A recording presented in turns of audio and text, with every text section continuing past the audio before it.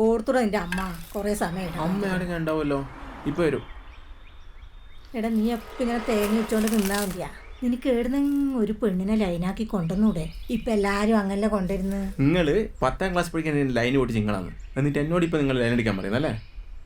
എടാ ഓളൊന്നും കൊണൂലടാ. നിനക്ക് നല്ല ഐശ്വര്യനെ പോലത്തെ പെണ്ണിനെ കിട്ടും. ഐശ്വര്യ റായിക്കല്ല എത്ര വയസ്സായി അറിയാം എനിക്ക്?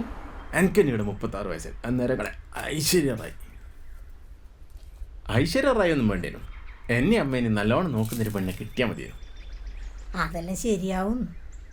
പെണ്ണ് മാത്രമല്ലല്ലോ, അതായത് സീരിയസ് ആവേണ്ട നല്ല കമ്പനി ആയിട്ട് വർത്താനം പറയുന്ന അച്ഛനും അമ്മയും പിന്നെ ഒരു നല്ലൊരു അളിയനും എല്ലാം കിട്ടിയിട്ടുണ്ടെങ്കിൽ സെറ്റായനെ. കിട്ടുവടാ. അതാണ് എൻ്റെയും പ്രതീക്ഷ.